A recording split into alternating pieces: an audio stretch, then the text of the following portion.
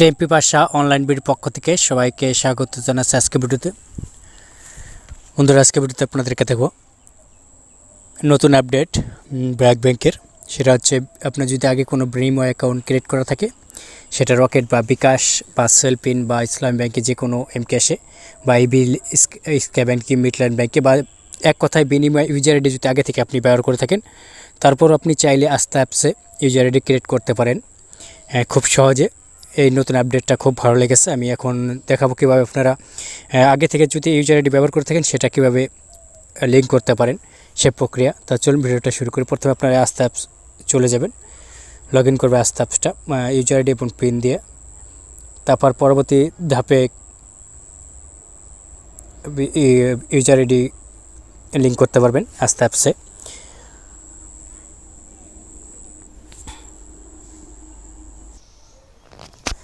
আস্তে অ্যাপসের user ID ও password দিয়ে লগ ইন বাটন ক্লিক করবেন।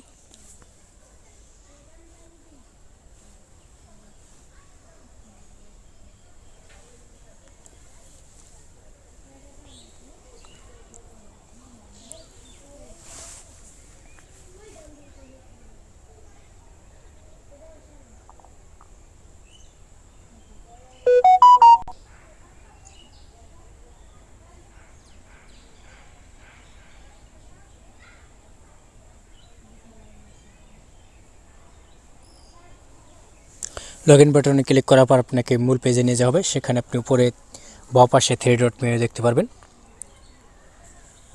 এই যে এখানে 3 ডট মেনু, এই 3 ডট মেনুতে ক্লিক করবেন এবং এখানে ট্রান্সফার অপশন দেখবেন, সেখানে ক্লিক করবেন এবং বিনিময় এই অপশনটা সিলেক্ট করবেন। সেখান থেকে নেক্সট বাটন ক্লিক করবেন।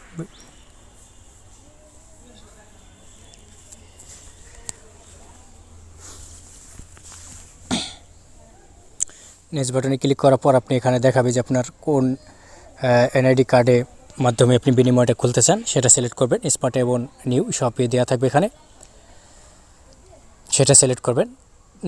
নতুন হলে আপনি এখানে অ্যাকাউন্ট সিলেক্ট করবেন, ডেবিট এবং ক্রেডিট অ্যাকাউন্ট, যে অ্যাকাউন্ট থেকে আপনি লেনদেন করতে চান।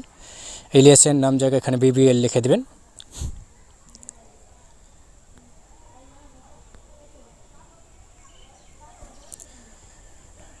DP default account credit account, সেটাও আপনি সিলেক্ট করে দেবেন।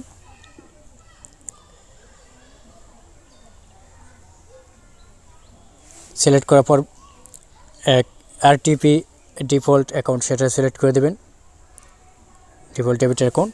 তারপর আপনার এখানে এসএমএস চ্যানেল সেট করে দেবেন, সিলেক্ট করে দেবেন। আপনার যদি হার্ড টোকেন হয় সেটা আপনি তো সিলেক্ট করতে হবে না।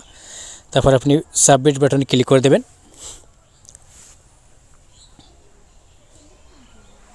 সাবমিট বাটনে ক্লিক করলে আপনার মোবাইল রেজিস্টার আস্থা অ্যাপস, যে মোবাইল রেজিস্টার করা সেই মোবাইল নম্বর বা ব্র্যাক ব্যাংক অ্যাকাউন্টে যে এসএমএস যায় টাকা ঢুকাইলে, সেই মোবাইলে একটা ওটিপি যাবে 6 সংখ্যা। সেই ওটিপিটা অবশ্যই ভেরিফাই ওটিপিতে ক্লিক করে দেবেন।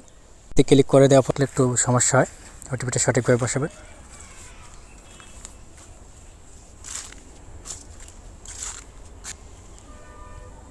আর 6581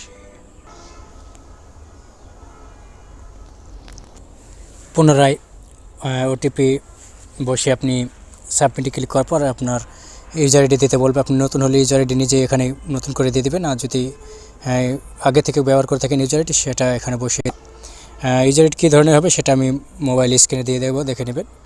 ইউজার আইডিটা দিয়ে নেক্সট বাটন ক্লিক করে দেবেন।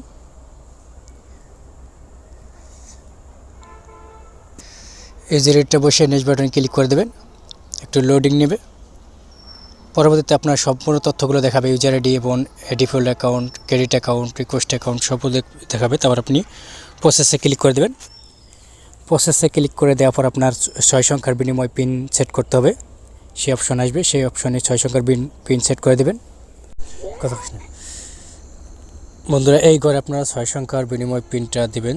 এই পিনটা মনে রাখবেন, এই পিনতেই আপনার বিনিময় লগ ইন করতে হবে সবসময়। তারপর সাবমিটে ক্লিক করে দেবেন পিনটা দিয়ে। সাবমিটে ক্লিক করার পর আপনার পরবর্তী স্টেপ চলে আসবে, সেখানে কি আসে আমরা অপেক্ষা করি দেখার জন্য। পরবর্তী স্টেপে আমাদেরকে লোডিং নিচ্ছে এবং এখানে দেখাচ্ছে যে রেজিস্ট্রেশন ফিল্ড। আমরা পুনরায় চেষ্টা করব।